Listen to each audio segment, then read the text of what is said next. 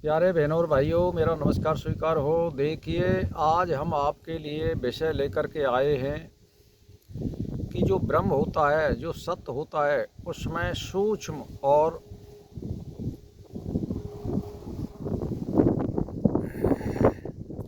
स्थूल का भेद नहीं होता है। यानी छोटा और बड़ा, इसका वहाँ पर भेद नहीं है।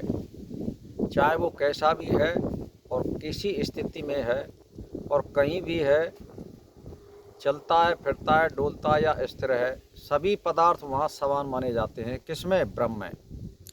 वह इन दोनों का प्रकाशक है, यानी इन दोनों को प्रकाश करता है। कौन? स्थूल और सूक्ष्म। दोनों की अभिव्यक्ति इसी से हुई है, यानी ये ब्रह्म से ही निकले हुए हैं। इसीलिए ये दोनों इससे भिन्न नहीं है। बाहर भीतर से शून्य है, वह सर्वत्र है, पूर्ण है। इसके समान दूसरा कोई नहीं और ना हो सकता है और ना इसका उदाहरण दिया जा सकता है। ये सीधी सी बात है। उपमा से रहित है। तू मैं यह अनाद की कल्पना अत्यंत दूर है। वह नित्यानंद स्वरूप और सत्य और अद्वितीय ब्रह्म ही मैं हूँ। इस तरह से वो व्याख्यान करता है। ब्रह्म सृष्टि का एक ही परम तत्व है, जिसकी किसी से उपमा नहीं दी जा सकती। वह अनाद है, जिसकी किसी से उत्पत्ति नहीं हुई। सृष्टि के आदि में वही विद्वान था और वह नित्य है, सदा रहने वाला है। स्वयं आनंद स्वरूप है, एक रस है और एक ही होने से उसमें मैं तू यह भेद नहीं हो सकता। यह ब्रह्म ही मैं हूँ, इससे भिन्न नहीं हो सकता।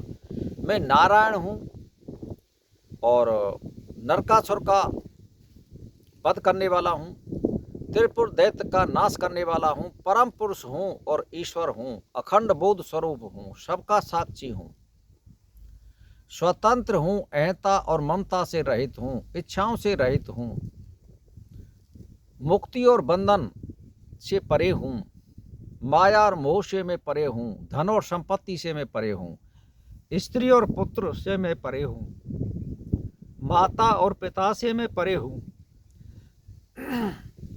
तो यानी आप समझ लीजिए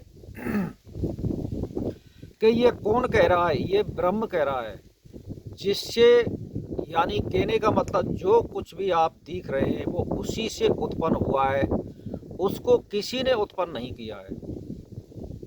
तो इस तरह से जब आप अपनी दृष्टि बनाओगे, ये देवी देवता जितने होते हैं ये हमारी संस्कृति है, इसको पूजना चाहिए, मानना चाहिए, लेकिन ठीक समझ में ये बैठा लेना चाहिए कि पूरी सृष्टि में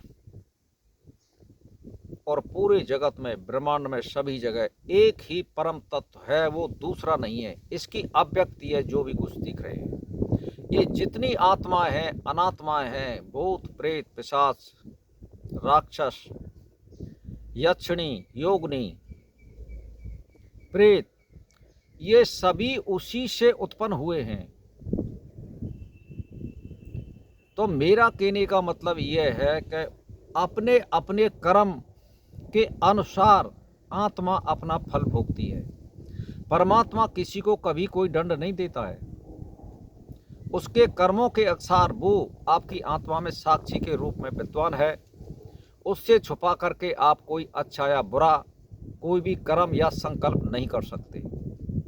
तो इसीलिए आप अपने दिमाग में बैठा लीजिए कि हमें क्या करना है और क्या नहीं करना है और हमें किस तरह से दृष्टि रखनी है। सभी देवी देवताओं को पूजिए, मैं नहीं कह रहा हूँ, लेकिन आप ऐसे ठीक बुद्धि में बैठाइए कि इनमें एक ही तत्व, एक ही परमात्मा रमा हुआ है, दूसरा नहीं है कोई भी, और ये सभी सत्य होते हैं।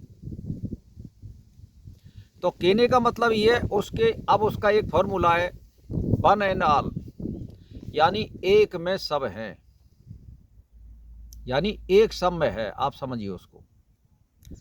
तो जब इस तरह से आप दृष्टि को बनाओगे तो ब्रह्म को प्राप्त हो जाओगे और मुक्ति और इच्छाओं से रहित हो जाओगे। अब नहीं तो अगले जन्म में आप बीज तो गेरिए और वो कभी ना कभी समय पर जरूर उगेगा। इसीलिए आप ये दृष्टि बनाइए कि परम तत्व एक है और उसकी सारी जो सृष्टि है, उसकी अभिव्यक्ति है, उसी से निकले हुए हैं और हम भी उसी के निकले हुए हैं, दूसरा कोई भी नहीं है। इसीलिए मैं आपसे कह रहा हूँ, जब इस प्रकार का आप बीज धारण करोगे, संकल्प और कल्पना करोगे, तो फिर एक ना एक दिन उसका फल अवश्य मिलेगा और आप इच्छाओं से रहित होकर के मुक्ति को अवश्य प्राप्त होगी। और मनुष्य योनि का जो मतलब होता है, असलियत वो यही है कि जहाँ से तू निकला है वहीं आ जा, वापस दूसरी जगह मत जा, मत भटक। और मेरे में आने पर तेरे को शांति मिलेगी और कहीं शांति मिल नहीं सकती है। तो भाई और बहनों, मेरा इसी के साथ नमस्कार स्वीकार।